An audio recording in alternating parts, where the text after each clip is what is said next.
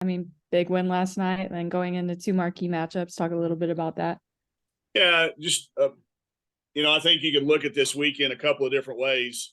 When you look up and you're facing the number one and number two team in the net rankings on the road, you can either look at it as a challenge or an opportunity. We're going to choose to look at it as a great opportunity to improve what we've been doing. It's a unique deal for us, specifically with LSU starting it, and that we played them 5 games ago. So we'll have the scout will be easier than most times when you play somebody twice because it'll still be fresh. They've obviously got some new things just like we do, but in general, it's the fastest turnaround I think I ever remember playing 2 SEC opponents this close together. The challenges of playing LSU, we could talk for hours and hours about what that is, from players to location to their confidence to no weak points. We could go on and on and on. It will be a great challenge for us, but we're choosing to look at it as a great opportunity to improve what we've started. All right, Christina. Yeah, Coach, you talked a while back about kind of having a mini schedule sort of mindset of those 4 games between first matchup with LSU and second, and you've gone 4-0 in that mini schedule. Just how important was that for getting right before this rematch? I think it changes your mindset completely. I think if it was 2-2 or 1-3, you go in with lack of confidence. Losing's really hard at any time, but really it gets harder and harder every year, it seems like. So even though we've won a variety of ways, I think that helps us. We've seen some new styles. I think we learned the importance against LSU that nothing else matters if you don't rebound. I mean, we held them to under 20% on their first shot attempts of their possessions, yet they beat us, handily. So we've got to really make sure that we learn our lessons from that. But I think having gone 4-0, I think our shoulders are back, our chin's up. We understand the big picture of the 16-game SEC schedule. And I think going 4-0 gives us a lot better approach, a lot better attitude, a lot better feeling, all the terms you want to apply to it when we get on that plane to go to Baton Rouge. It's a hard environment always. As good as they're playing, it makes it really credible. But it would have been way tougher being, anything less than 4-0. And then it's only been, I guess a little over 2 weeks since that game. It feels like longer maybe, but has anything you feel like changed in this team since that time, since that loss? In our team? Yes. Yeah, I think we're taking better shots. I think we're sharing it more. I think we understood that if we will share it at the right time, the ball's going to end up finding me back. I think that's been why our assist totals are up. I think it's been why our shot percentages are up. I think it's why our scoring's up, all those things. And then, for us, I don't think it's a big secret out there that our defense improves when our offense is good. So, yeah, I think we're a lot further along. I think they are too, though. So I don't know. I think it's probably going to be a wash, but it is a unique deal being this quick. We'd have to do a lot of research that I don't want you to do, Kylie. I'm not asking you to do this, but you'd have to do a lot of deep digging to find out. This usually means she's going to find out and get back to me within the hour, but I don't want you to do that. Spend your time someplace else. There's probably not, I can't remember it ever happening since I've been a part of the SEC that you play somebody within 5 games for the second time when you've got a number of opponents, but that's the way scheduling falls. It's just going to be weird some years. So, again, I think we're catching LSU as they're really playing well. Not that they're going to not play well late in the year, but to have to play them 2 times close together when they're playing really well. But we'll look at it as a great opportunity. If we go 2-0 this weekend, we're going to fire up those net rankings and fire up all the rankings and position ourselves in great spot for postseason talk. So, it's going to be nice to be the team that's playing loose. We've been, I think, going up against our last 4 games, probably teams that we were favored over. We won't be favored this weekend, I'm sure.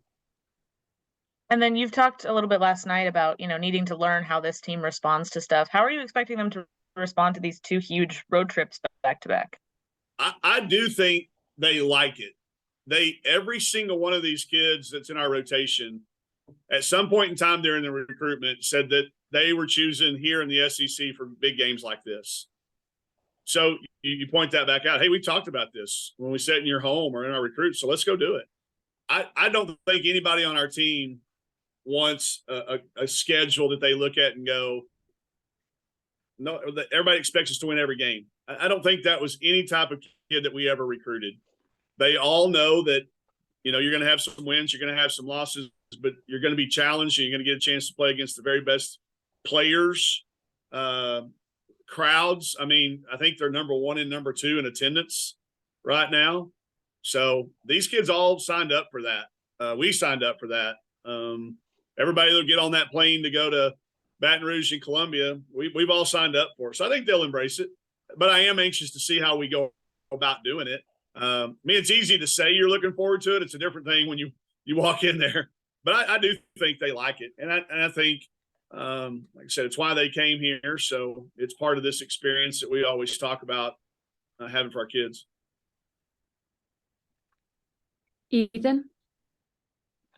Coach, so a lot of attention, I mean, rightfully so, has been put on the year that Angel Reese is having, but it seems like with that team, the guard play of Flau'jae Johnson and Alexis Morris is really, really crucial in how they go about. Just what do you think of those two guards?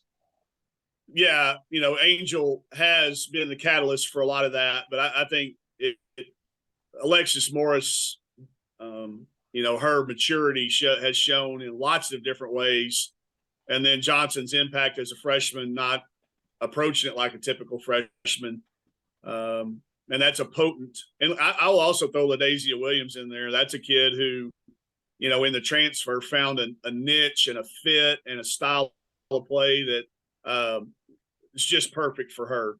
And then you add a shooter in Carson. She probably gets more open shots than anybody in the country on kick out threes and spacing, because people are trying to kind of really either shade toward Angel or help on Flau'jae and Morris. So I just think she's assembled a really good team. She's got a great rotation, but yeah, they're guards, and I throw Carson to that group too. And then you get Kateri Poole off the bench, another All-American. So, but I would tell you Alexis Morris playing like a first team all-conference kid, no doubt, in offense and defense. She's really matured over the years. It's a kid that, you like to see that maturity because you sell it to your kids. Watch this kid's maturation through it. And I'm very, very impressed with how they've played. And then I know out rebounding LSU is probably not very realistic, but is there kind of a margin that you're looking at? You're like, if we can maybe keep it within this, it gives us a good shot. Yeah, we'll probably use a percentage of some sort. I think last time they got like 61% of their misses. I mean, if you cut that in half, it's a different ballgame.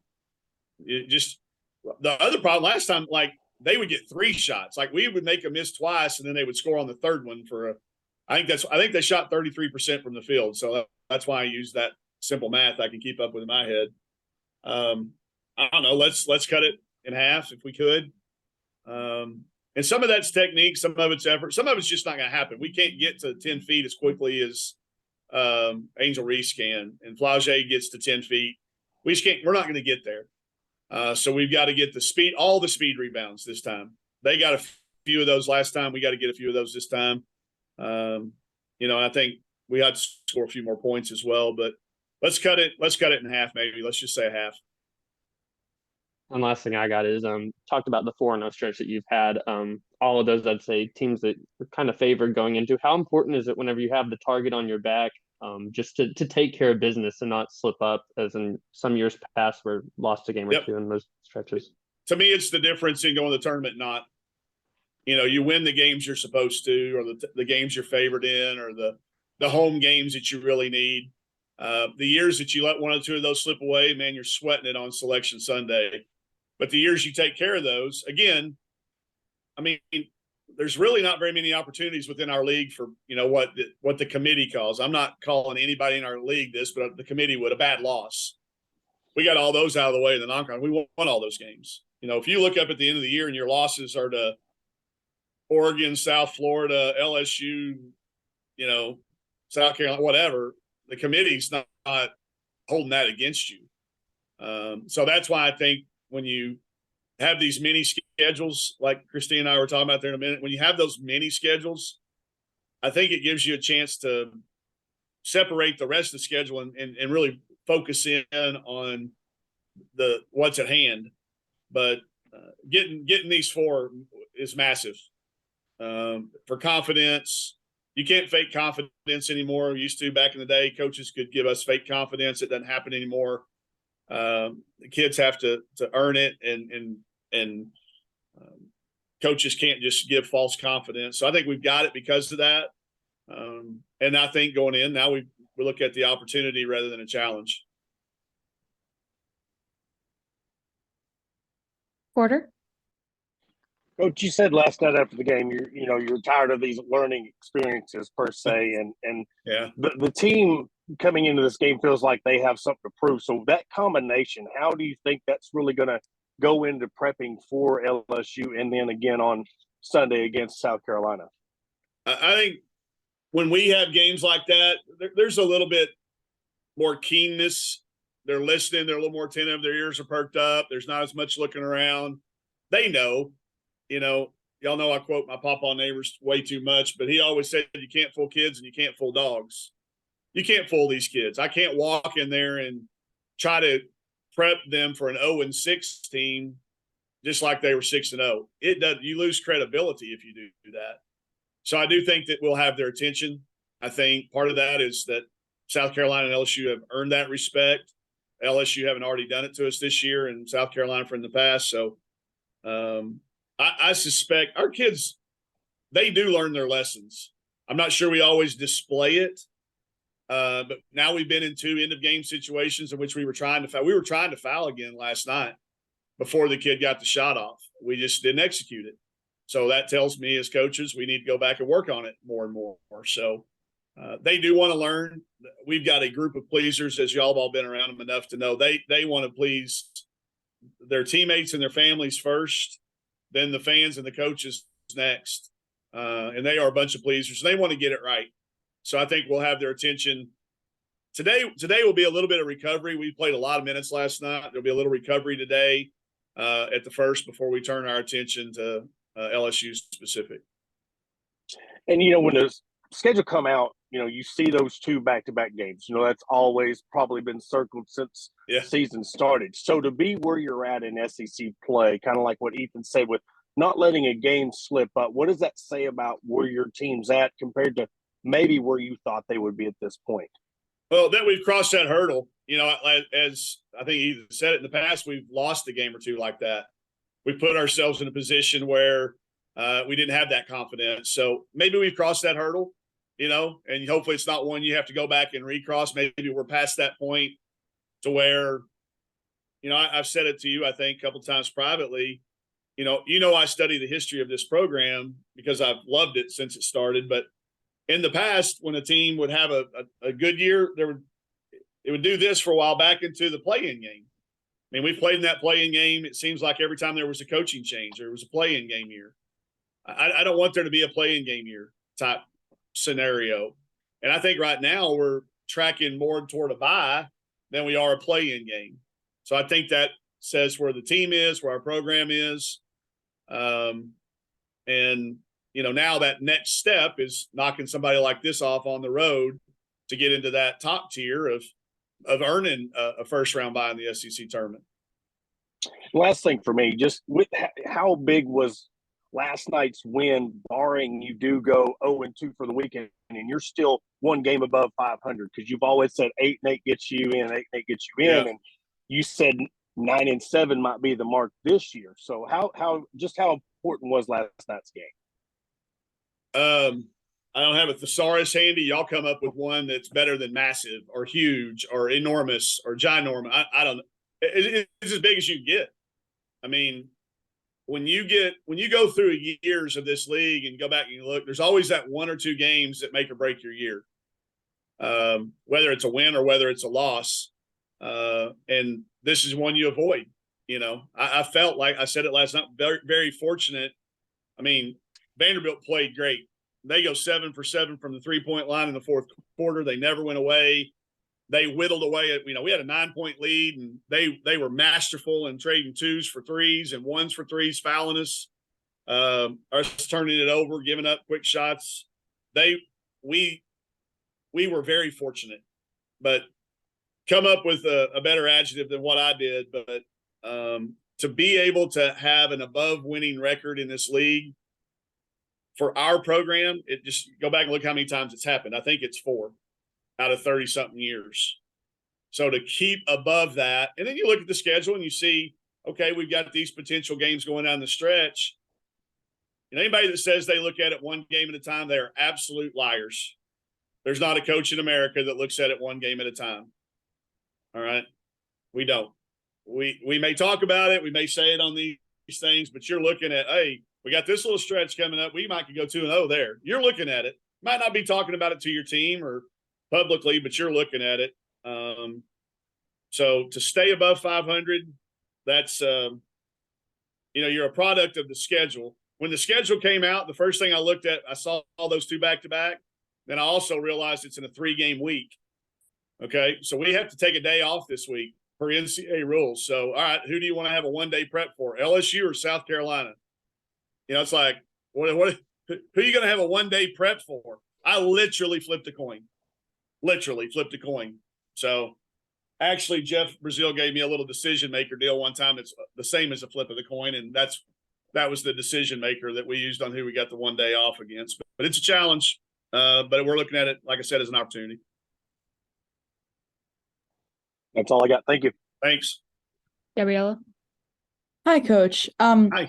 So Simone Augustus was honored this weekend at LSU, big statue, Simone Augustus Week. Can you speak a little bit about that and what that means for the game of women's basketball to honor greats like herself? Yeah, we'll go 2 places this week that have a statue of a women's player out in front. They're in NC Asia. I think it's awesome. I think it's great for our kids to see it. I'll make sure they go see it. I was on staff when Simone was playing here with Coach Blair, and I remember, the impact that she had on LSU and the league, and how hard, she was to defend, and then what a great pro career she went on to have. But, there's banners, and then there's posters, and then there's statues. I don't know how many there are. There's not many. But she's certainly one that's deserving of one. What she did for the school and the program and how she did it. I hope it inspires one of our kids we talk about leaving a legacy a lot of times. That's the ultimate leave a legacy. To me, that's a step above having your jersey retired or honored or what happens. I'm anxious to see it. We'll go see Mike the Tiger. I go every year, see Mike the Tiger, and now we'll get Simone's. But I'm proud the university did it. Scott Woodward's the athletic director there. I'm sure Coach Mulkey and Bob Starkey, who was the coach there, had a lot to do with it. I know some of the people in their administration. Scott Woodward was the AD at Washington that hired me.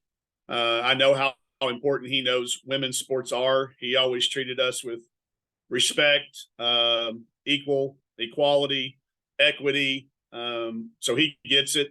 And I'm proud to see that somebody in our conference is leading the way. I don't know that any other league has more than 2. We got 2 that I know of, 3 if you count Coach Summit. 3 statues that our players can look up and see it and visualize it and know if you leave a legacy someplace, that's the type of things that can happen. Anyone else? Great. Thanks, everyone. All right. See y'all. See y'all later.